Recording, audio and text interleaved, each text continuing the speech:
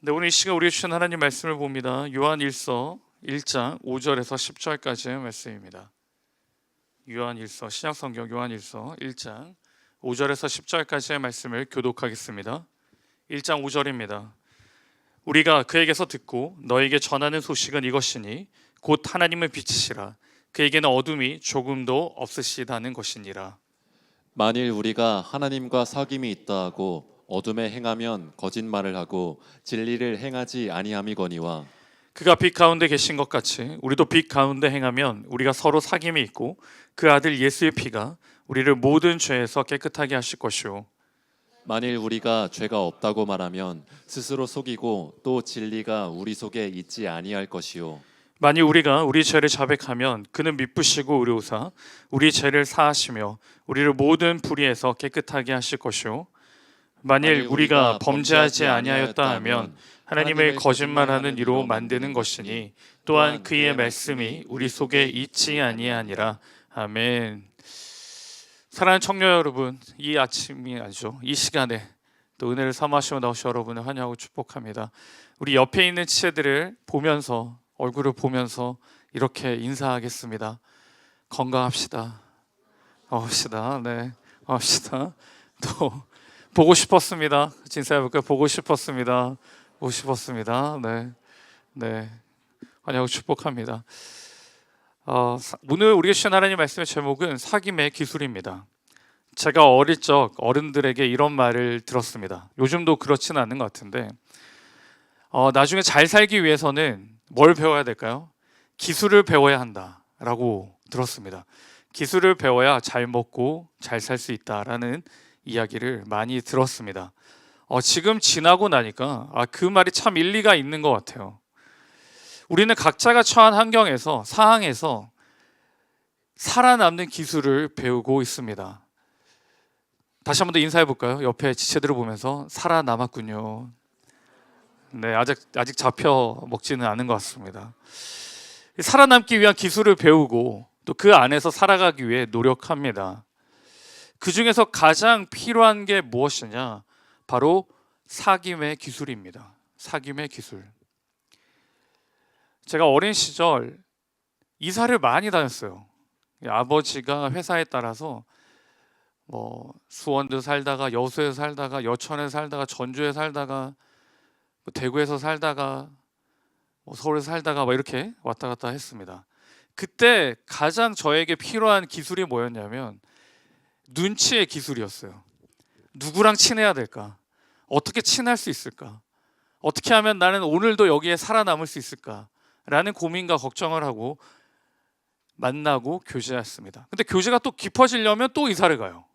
그럼 또 시작하는 거죠. 누구를 친하게 지내야 되나, 누구랑 만나야 되나라는 고민을 하게 됩니다. 여러분, 이 고민이 나이가 들어서도 계속 나타나요. 여러분이 직장에 들어가면 또 직장 안에서의 관계를 어떻게 해야 될지 고민이지 않습니까?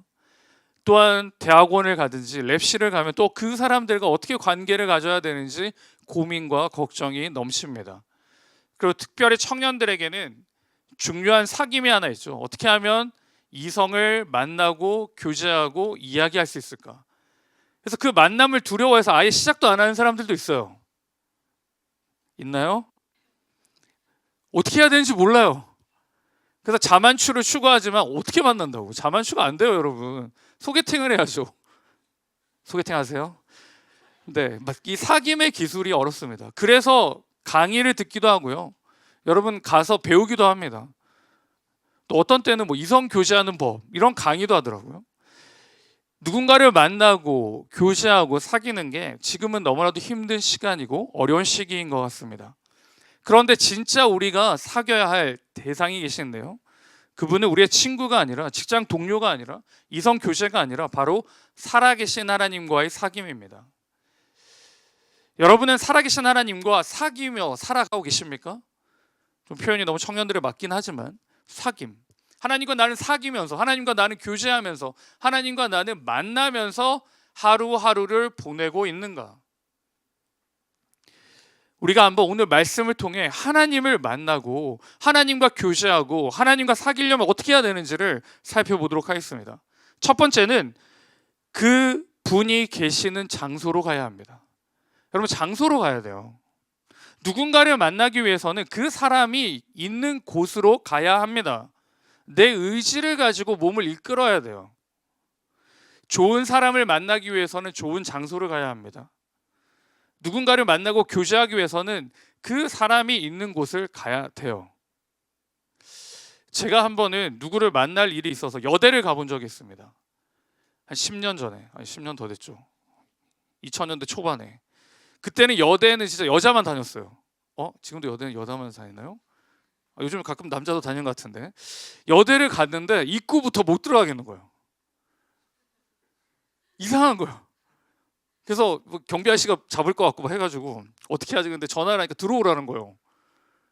여러분 들어갈 수 있겠어요? 형제 여러분 못 들어가겠죠. 그래서 그 2000년 초반에 망설였어요. 어떡하지?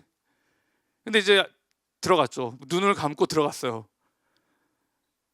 그냥 땅만 보고 갔어요. 땅만 보고 가서 만나고 그냥 나왔는데 너무 힘들었어요. 네.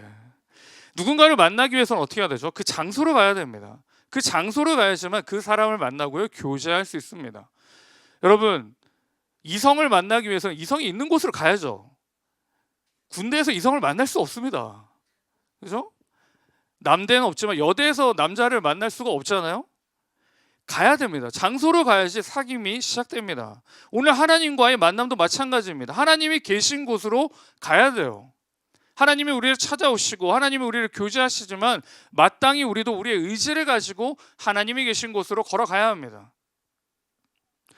하나님을 만나기 위해 노력한 많은 사람 중에 성경에 기록한 인물이 있는데요. 하나님을 만나기 위해, 주님을 만나기 위해 노력한 사람이 누구인지 아십니까? 바로 삭개오입니다. 삭개오. 삭개오에 대해 성경은 이렇게 소개합니다. 누가복음 19장 2절인데요. 삭개오라 이름하는 자가 있으니 세리장이요 또한 부자라. 직업은 세리였습니다. 이 세금을 걷는 사람이죠. 그와 동시에 부자였습니다. 이 당시의 세리는 부도덕한 사람이었습니다. 로마에 세금을 바치는데요. 세금이 만약 100원이 왔다면 200원을 물리고 100원은 자기가 착복을 하고 100원만 로마에 보내는 겁니다. 그러니 부도덕한 사람이고요. 민족 사람들에게는 인정받지 못하는 변절자입니다. 왜냐하면 유대인인데 로마에 붙어서 살아가고 있으니 그 시대에 그 사람들이 볼 때는 이 민족의 배신자입니다. 그게 당시의 세리입니다. 아무리 부자여도요 인정받지 못했고 존경받지 못했습니다. 여러분 돈이 많으면 어떤 기분일까요? 돈이 없어서 잘 모르겠는데 돈이 많으면 어떤 기분이에요? 우리 중에 돈 많은 사람이 누가 있지? 돈이 많으면 어떤 기분일까요, 여러분? 지금 웃고 있는 사람 돈 많은 사람들인가요? 돈이 많으면 어떤 기분일까? 참 한번 경험해보고 싶은데 돈이 많으면 어떤 기분일까? 아마 부족한 것이 없을 겁니다. 자기 마음대로 하고 싶은 거 다 할 수 있죠. 그래서 여러분의 방향도 돈을 벌기 위한 방향이잖아요. 풍요롭게, 풍성하게, 풍부하게 살기 위한 방향이잖아요. 그런데 오늘 삭개오가 한 행동은 부자의 모습이 아닙니다. 그게 전부가 아닌가 봐요. 누가복음 19장 3절입니다. 우리 같이 한번 읽을까요? 같이 읽겠습니다. 시작. 그가 예수께서 어떠한 사람인가 하여 보고자 하되 키가 작고 사람이 많아 할 수 없어. 자, 삭개오는 많은 돈과 많은 가진 것보다 한 사람을 보고 싶어 합니다. 그 사람이 누구냐? 바로 예수 그리스도입니다. 예수님을 만나고 싶고 보고 싶었어요. 그래서 예수님이 계신 곳으로 갔지만 키가 작아서 보이지 않습니다. 여러분이라면 어떻게 하시겠습니까? 뭐 다음에 보지. 굳이 내가 왜 뭐 예수님 만나서 뭐 하게? 필요한 것도 없는데. 라고 생각하지 않으시겠어요? 그런데 그는 포기하지 않고요. 4절에 보시면 앞으로 달려가 돌무화과 나무에 올라갑니다. 이제 쉬운 성경에 보시면 이제 뽕나무에 올라갔다라고 나오는데요. 그가 나무를 탄 이유가 무엇이냐면 단 한 가지입니다. 예수님을 만나기 위해서입니다. 사람이 많고 내가 키가 작기 때문에 예수님이 보이지 않아. 그래서 포기하고 돌아섰다면 그의 인생은 바뀔 수가 없었어요.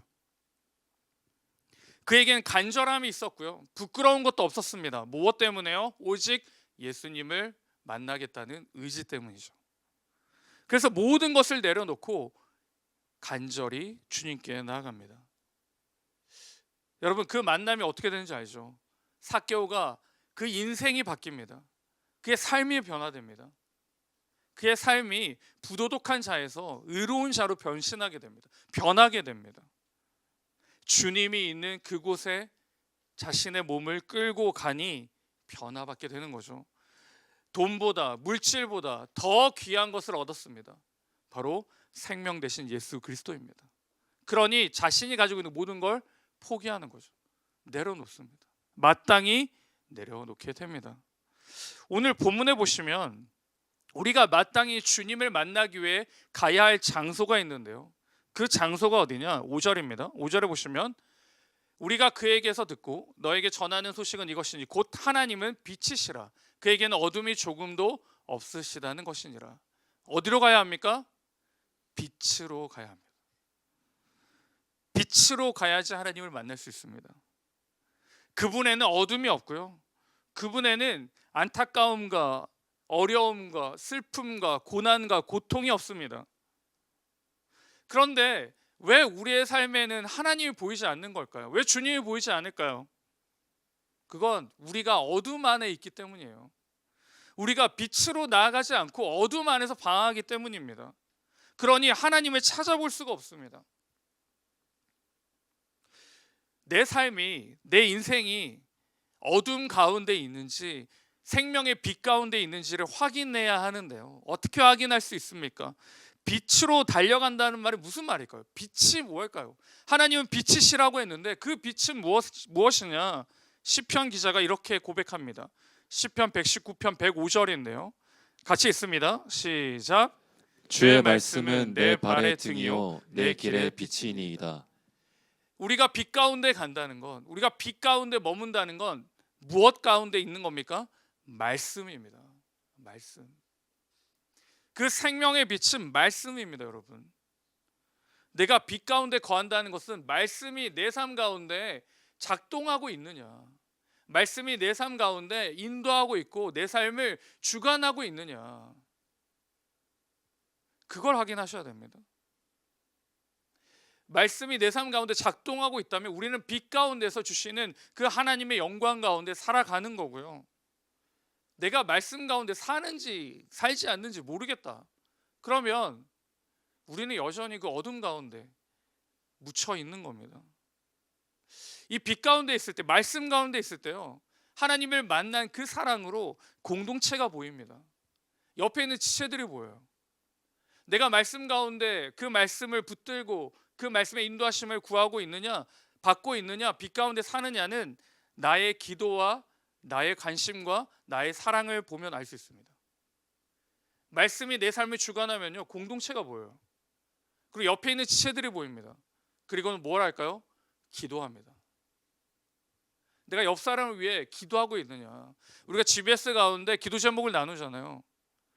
근데 나는 정말 이 옆에 있는 이 조원들을 위해 기도할 마음이 있는가?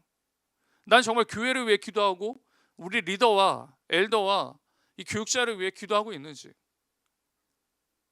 하나님의 빛 가운데 있는 사람들은 그 말씀의 반응이 일어납니다. 사랑합니다. 지체들을 사랑하고요, 공동체를 사랑하고 또 우리 리더들을 사랑합니다. 빛 대신 그 하나님을 여러분 매일 만나시기 바랍니다. 그 빛이 내 삶을 비추고요, 그 빛이 내 삶을 인도할 줄 믿습니다. 그러니 어두움 가운데서 나오세요. 어두움 가운데서 보이는 저 강렬한 빛 가운데 달려가시기 바랍니다. 물론 달려가기 힘들어요. 왜 힘들까요? 우리가 빛 가운데 달려가기 힘듭니다. 달려가면 나의 더러운 부분들이 보이기 시작하는 거죠. 그러니 계속 어둠으로 숨어갑니다. 빛 가운데 나오시기 바랍니다. 그때 하나님을 온전히 경험하게 됩니다.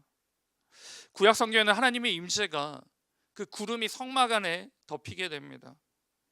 지금 하나님을 만나고 하나님 빛 가운데 머무는 것은 말씀 가운데 머무는 것이고요, 더 나아가서는 이 예배 가운데 그 예배를 지키며 살아가는 겁니다. 여러분, 어떤 삶 가운데서도 이 예배를 절대로 포기하지 마시기 바랍니다. 절대 포기하지 마십시오. 유일하게 그 은혜의 그 통로가 되는 이 예배를 여러분 꼭 지켜나가시기를 주님의 이름으로 축복합니다. 여러분 빛 가운데 있기를 바랍니다. 이 장소로 나가시기 바랍니다. 하나님이 있는 그곳으로 나가시기 바랍니다. 그곳에서 하나님을 만나고요, 그곳에서 하나님께 영광 돌리고 예배 돌릴 수 있기를 주님의 이름으로 축복합니다. 두 번째는 무엇을 해야 되느냐? 준비해야 합니다. 준비해야 합니다. 누군가를 만날 때는 준비가 있어야 합니다. 만나는 대상의 관심사를 알아야죠. 뭘 싫어하고 뭘 좋아하는지를 알고 갑니다. 지금 계속해서 연애에 대해 이야기를 해서 좀 미안한데, 소개팅을 나갈 때 누군가를 소개를 받잖아요. 그럼 뭐라고 그러나요?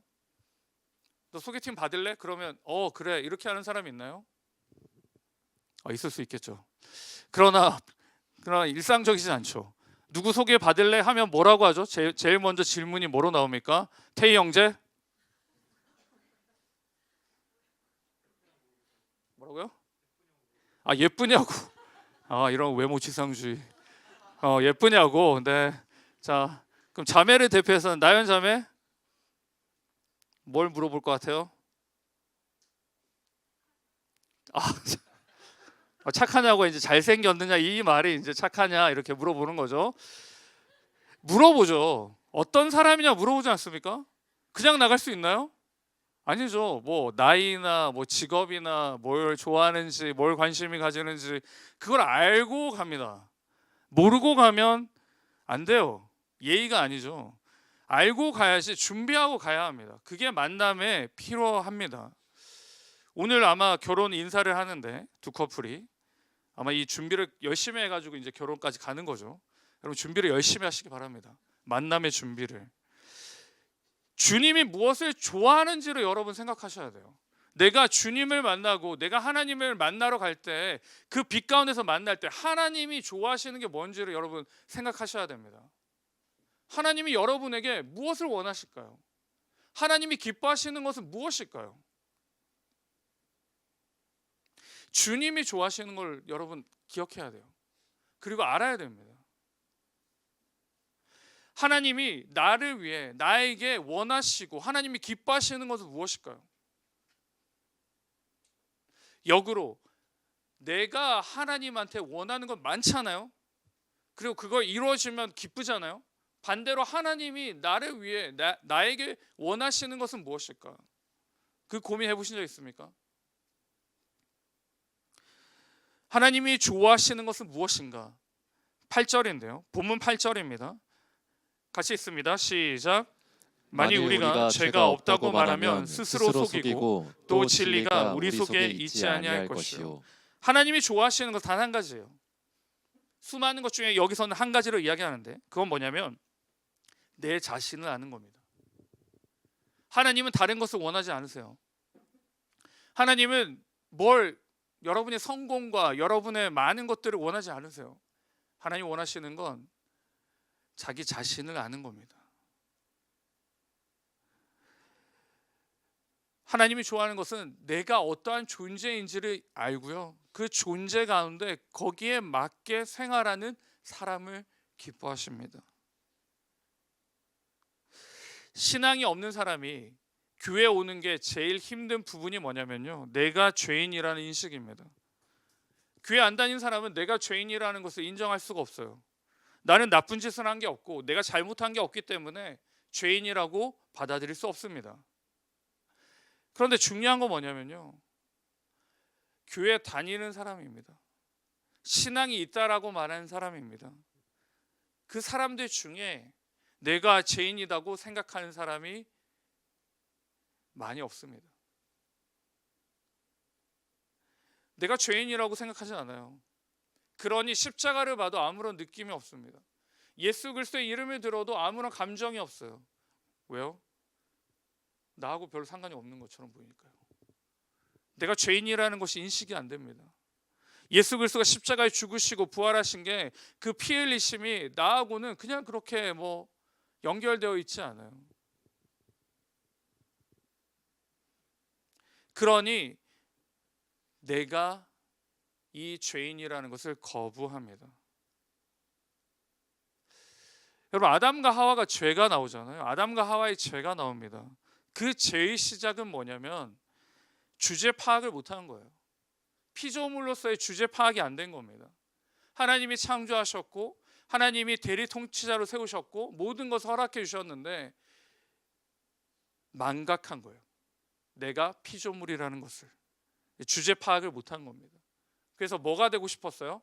하나님이 되고 싶었습니다. 그래서 하나님이 금하신 그 선악과를 먹게 되죠. 우리도 마찬가지입니다. 여러분의 일상과 우리의 일상을 한번 생각해 봅시다. 나는 정말 하나님 앞에 주제 파악을 하고 살아갑니까?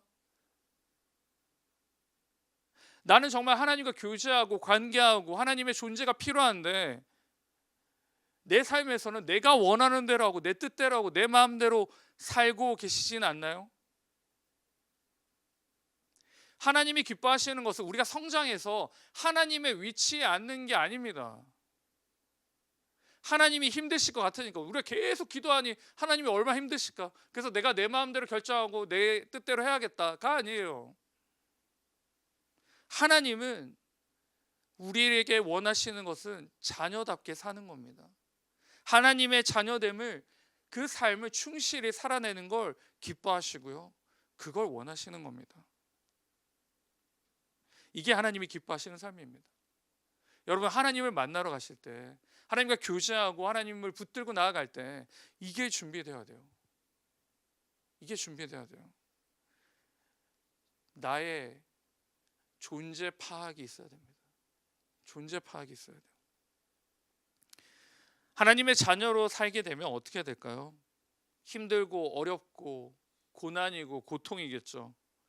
그런데 주님은 그렇게 말씀하지 않으시고요, 이렇게 우리에게 권면하십니다. 마태복음 6장 30절 같이 한번 읽겠습니다. 31절 같이 읽습니다. 시작. 그러므로 무엇을 먹을까, 무엇을 마실까, 무엇을 입을까 하고 걱정하지 말아라. 이 32절. 이 모든 것은 모두 이방인 사람들이 구하는 것이요 너희의 하늘 아버지께서는 이 모든 것이 너희에게 필요하다는 것을 아신다. 하나님께서 뭐라고 말씀하십니까? 하나님의 자녀로 살아가는 너희들에게 무엇을 먹을까, 마실까, 입을까 걱정하지 말라라고 분명히 말씀하십니다. 왜요? 너희 하늘 아버지께서 다 아신다라고 말씀합니다. 사랑하는 여러분, 우리가 하나님의 만남에 준비하시기 바랍니다. 준비할 때요, 하나님의 자녀의 삶을 살아내시기 바랍니다. 걱정하고 근심하고 염려하고 분명히 그런 것도 있죠. 근데 거기에 붙들리지 마십시오. 우리의 아버지는 하늘에 계신 아버지시고 그 하나님 아버지는 전지전능하시며 우리를 사랑하시는 분이심을 꼭 명심하시기 바랍니다. 우리 하나님 아버지가 전지전능하시니 우리의 삶도 어떻게 될까요? 부족함이 없습니다. 실패함이 없습니다. 여러분, 그 믿으십니까? 믿으세요? 네, 믿으시기 바랍니다. 이게 하나님의 자녀의 삶이에요. 내가 아둥바둥 내 인생 살려고 노력하고 아둥바둥 내 인생 끌고 가는 그런 힘든 인생이 아닙니다. 하나님 아버지를 바라보고 그 자녀의 삶을 살아가면 하나님이 인도하시기에 기쁨과 감사의 삶을 살아가는 것입니다. 여러분, 이걸 준비하시기 바랍니다. 이 자녀된 삶을 계속해서 살아가시고 늘 하나님과 교제하시기를 주님의 이름으로 축복합니다. 세 번째는 진실해야 합니다. 진실해야 합니다. 세상에서 살 때 중요한 것 중에 하나는 바른 말을 하는 게 중요합니다. 근데 그렇다고 다 사실만 이야기하면 될까요, 안 될까요? 힘듭니다. 상처가 되고 아픔이 되고 싸움이 될 수도 있습니다. 이 적당한 사회성 발언은 있어야 되죠. 네, 우리 앞뒤 좌우 지체들을 한번 볼까요? 앞뒤 좌우 지체들을 보면서 네, 자매들에겐 아름답습니다라고 사회성 발언을 하고 형제들에게 멋져요 사회성 발언 한번 해보겠습니다. 자, 인사하겠습니다. 네, 멋져요. 네, 사랑스러워요. 네, 감사합니다. 네, 네, 얼마나 훈훈하고 좋아요. 비록 그와 그녀는 그렇지 않을지라도 이렇게 말하니 얼마나 훈훈해요. 사회성 발언이 필요합니다, 여러분. 진실만 말하지 마세요. 네. 그럼 뭐 조금 진실을 말하고 싶다 하면 어떻게 이야기하면 될까요? 제가 좀 자주 하는 게 있는데, 자주 하진 않는데 이렇게 이야기합니다. 다 좋은데 아쉽다. 별론가요? 네. 그렇게 하지 않을게. 사회성 발언을 우리가 하면서 나아갑시다. 근데 절대 거짓말해서는 안 된 대상이 있습니다. 하나님 아버지죠. 살아계신 하나님입니다. 거짓말은 세상도 싫어하지만 하나님은 정말 싫어하십니다. 여러분, 성경에 기록되어 있는 희대의 거짓말쟁이가 한 명 있는데요. 누굴까요? 정겸 하나키즈 선생님, 힌트. 아로 시작해요.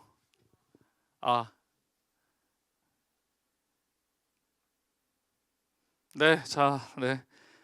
아나니아와 삽비라입니다. 네, 이렇게 나오죠. 나오죠. 아나니아와 삽비라요. 희대의 거짓말쟁이입니다.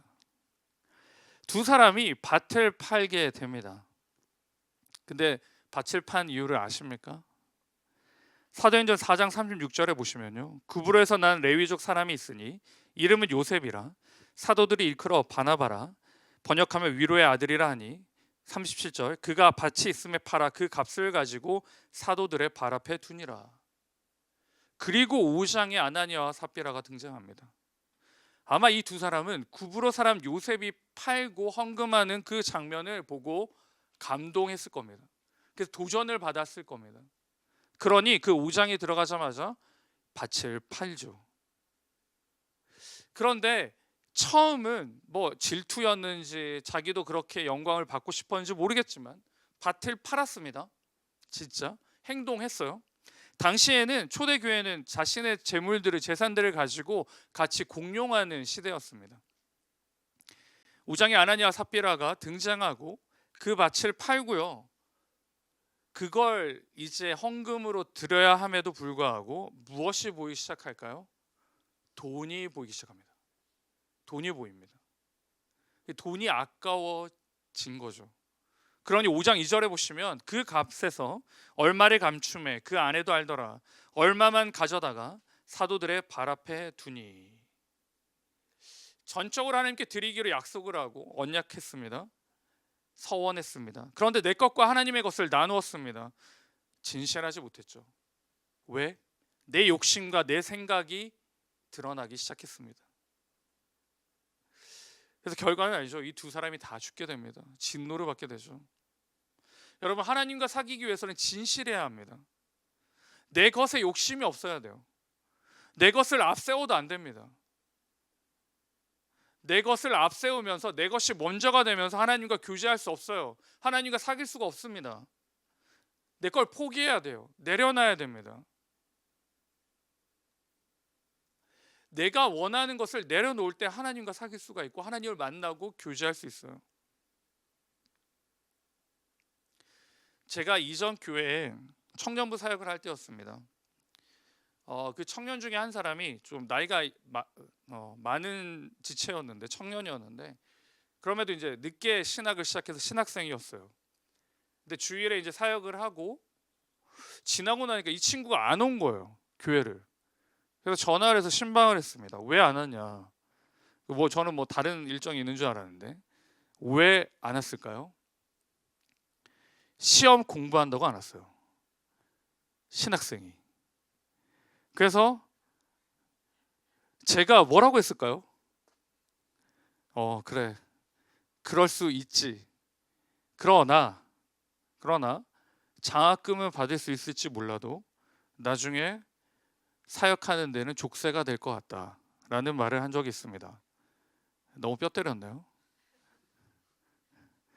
그리고 정말 그 친구가 사역을 나갔습니다. 그리고 나서 저에게 장문의 뭐라고 해야 돼, 글이 왔는데요. 그때는 잘 이해하지 못했지만 사역을 나가서 사역을 하니 그게 무슨 말인지 깨달아 알았다고, 고맙다라는 문자를 받은 적이 있습니다. 제가 왜 그런 이야기를 했을까요? 신학생이고 이제 사역을 할 텐데 주일날 예배를 안 와요. 공부한다고. 그러면 내가 그 교육자인데 뭐라고 할 수 있을까요? 나도 그렇게 안 했는데. 할 수가 없죠. 할 수가 없죠. 그 사역의 그 족쇄가 될 겁니다. 시험 기간에 시험 공부를 해야죠. 해야 됩니다. 그리고 나의 미래를 위해 열심히 노력해야 돼요. 쌓아가야 됩니다. 그런데 우리가 확인해야 될 거 있어요. 우리의 존재의 목적은 하나님의 영광을 위해 존재하고 살아갑니다. 그런데 우리가 하나님의 영광을 위해 살아간다고 하면서 예배와 말씀과 기도와 하나님과 교제하는 시간들을 확보하지 않고 그 일들을 한다면 나는 누구를 위해 사는 거예요? 나를 위해 사는 겁니다. 나의 영광을 위해 사는 거예요. 거짓말입니다. 내가 하나님의 영광을 위해 산다고 하는데 하나님은 없고 나의 열심만 있고 나의 미래만 있고 나의 커리어만 바라보고 달려간다면 우리가 아나니아와 삽비라와 무슨 차이가 있나요? 거짓말이죠. 바쁘면 하나님을 먼저 포기하고 바쁘면 예배를 먼저 포기하고 시간 나면 예배로 나오고. 이 진짜라고 생각하십니까? 아니요. 거짓입니다. 이 아나니아와 삽비라 같은 거죠. 여러분, 저와 여러분이 꼭 기억하셔야 될 게 있습니다. 이 거짓이라는 게 거짓말을 해서 거짓이 아니에요. 우리의 삶에서 나타납니다. 우리의 삶에서 정말 하나님의 영광을 바라보고 있는지, 내가 하는 모든 일들이 하나님이 주셨고 하나님이 뜻이라고 하는데 하나님은 없는 그런 말도 안 되는 바리새인적인 삶을 살고 있지는 않은지, 혹 우리가 그렇게 살고 있다면 이 본문 9절 말씀을 기억하시기 바랍니다. 우리 9절 말씀 같이 읽겠습니다. 시작. 만일 우리가 우리 죄를 자백하면 그는 미쁘시고 의로우사 우리 죄를 사하시며 우리를 모든 불의에서 깨끗하게 하실 것이요. 것이요. 아멘. 우리의 거짓된 삶 가운데 다시 하나님께로 돌아가시기 바랍니다. 그리고 회개하시기 바랍니다. 영광을 위해 산다고 했지만 나의 영광이었고 하나님의 뜻을 구하며 산다고 했지만 결국은 내 뜻대로 사는 인생이었음을 회개하시기 바랍니다. 회개하며 나아갈 때 하나님이 저와 여러분을 품어주시고 회복시켜 주실 것입니다. 이 믿음 붙잡고 여러분 하나님과 사귀며 살아가시는 그 은혜와 축복을 꼭 일평생 누리시기를 주님의 이름으로 축원드립니다. 아멘.